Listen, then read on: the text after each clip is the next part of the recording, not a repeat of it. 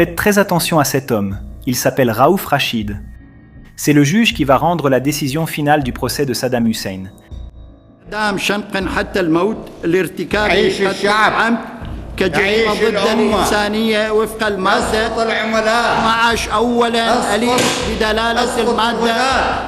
Ce que personne n'imaginait, c'est que cet homme avait une raison personnelle de vouloir voir Saddam Hussein mort. Et c'est précisément cette raison qui a changé le cours de tout le procès. Pour comprendre comment Raouf Rachid est arrivé à ce siège, il faut revenir à octobre 2005, lorsque le procès a commencé et qu'il n'était même pas encore aux commandes.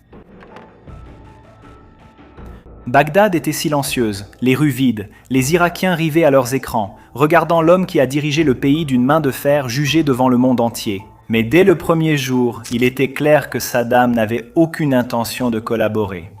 Il interrompait les témoins, refusait de répondre à des questions simples, transformait chaque séance en tribune pour des discours politiques. Bien qu'en prison, l'homme agissait comme s'il détenait toujours le pouvoir.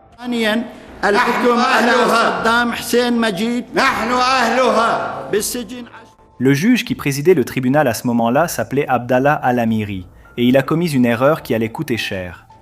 À un certain moment, il est même allé jusqu'à dire ouvertement que Saddam ne semblait pas être un dictateur. Saddam était ravi, le public, non. Vous n'êtes pas un dictateur. Vous n'êtes pas un dictateur. Il n'a pas été un dictateur. Le lendemain, Al-Amiri a été démis de l'affaire, accusé d'être trop indulgent envers l'accusé. Peu après, le deuxième juge a aussi quitté le procès, ne supportant plus la pression venue de toutes parts. C'est dans ce vide de pouvoir, Raouf Rachid a repris l'affaire, et il n'était pas là pour se faire bien voir.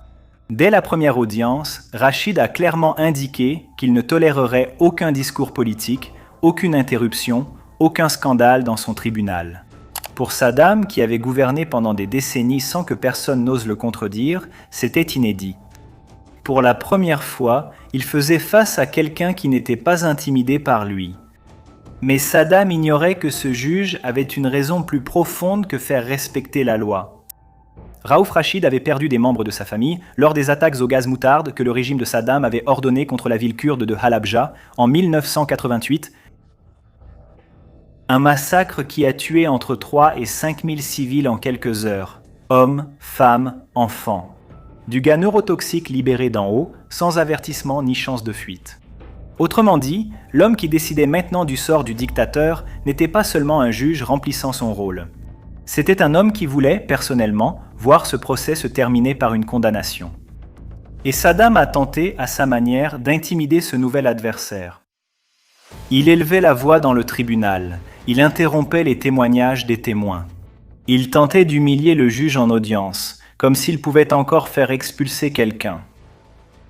Parmi les autres accusés du procès, le demi-frère de Saddam, Barzan al-Tikriti, est allé jusqu'à insulter la propre mère du juge dans le tribunal. Il est même allé jusqu'à refuser de s'asseoir sur la chaise qui lui était attribuée. Il a préféré s'asseoir par terre, juste pour montrer son mépris envers l'autorité de cet homme. Le procès était en train de se transformer en spectacle, mais la situation allait devenir bien plus grave que de simples cris et provocations. Peu après le début du procès, le premier avocat de la défense de Saddam a été enlevé. Des hommes armés, cagoulés, exécutés à quelques pâtés de maison de son propre bureau. Quelques mois plus tard, le deuxième avocat a connu le même sort. Intercepté par une voiture, tué en quelques minutes, avant même d'avoir le temps de réagir. Et plus tard, le troisième avocat a été attiré dans un piège déguisé en interrogatoire de police. Il a également été assassiné. 3 avocats, 3 morts. Tous liés à la défense de Saddam Hussein. Raouf Rachid a compris exactement ce qui se passait. Saddam essayait de faire s'effondrer son propre procès de l'intérieur. Si la nouvelle se répandait que tout avocat acceptant de le défendre finirait assassiné, aucun professionnel n'oserait prendre l'affaire. Et sans défense légitime, le procès perdrait toute crédibilité aux yeux du monde. C'était une stratégie froide, calculée, et elle a presque fonctionné. Mais Rachid n'a pas laissé cela arriver. Il a simplement nommé des avocats commis d'office et a poursuivi le procès, sans hésiter, sans reculer. C'est à ce moment-là que Saddam a tenté un autre coup. Un jour après la mort de ses avocats, il a entamé une grève de la faim. Il a affirmé qu'il protestait contre la violence entourant le procès. Il est resté 19 jours sans manger. 19 jours. À 68 ans, il a commencé à paraître émacié, fragilisé, clairement affaibli devant les caméras du monde entier. C'était une image calculée, un dictateur souffrant, une victime. Du moins, il voulait être vu ainsi. Mais le juge Rachid n'a pas été impressionné. Il a rappelé à Saddam que le dictateur lui-même avait survécu dans des conditions bien pires.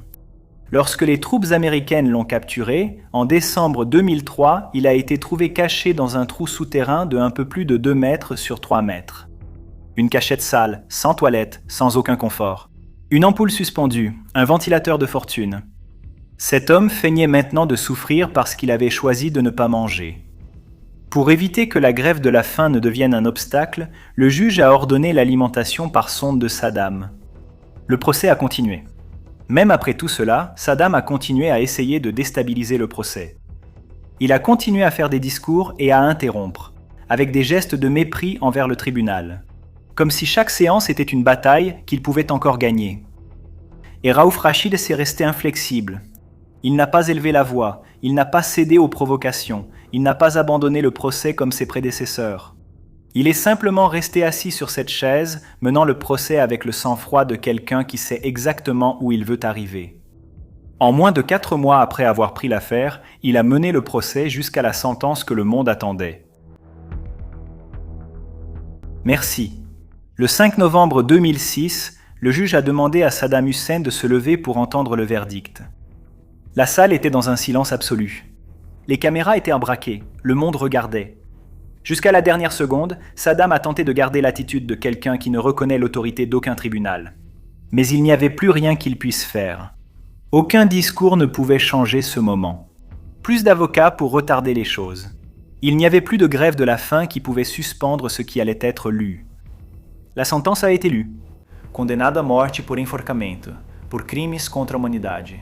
صدام حسين المجيد بالإعدام شنقا حتى الموت لارتكاب عمد كجريمة ضد الإنسانية وفق Un peu plus d'un mois plus tard, le 30 décembre 2006, la sentence a été exécutée. Saddam Hussein a été pendu avant l'aube, à Bagdad. L'homme qui avait ordonné l'utilisation d'armes chimiques contre son propre peuple, qui avait fait exécuter des opposants pendant des décennies, qui avait fait de la peur un instrument de gouvernement, est mort au bout d'une corde. Et l'homme qui a signé cette sentence n'était pas général, il n'était pas président.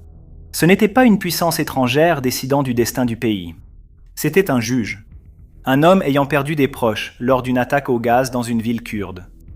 Un homme qui a grandi en connaissant le nom du responsable de cette douleur. Et qui, des décennies plus tard, s'est retrouvé assis exactement à la bonne place, au bon moment, pour faire ce que la loi exigeait. Au final, ce ne sont ni les armées, ni les bombardements, ni les négociations internationales qui ont scellé le destin de Saddam Hussein dans ce tribunal. Ce fut un seul homme, motivé par une douleur personnelle ancienne, qui a refusé de reculer devant le dictateur le plus redouté du Moyen-Orient.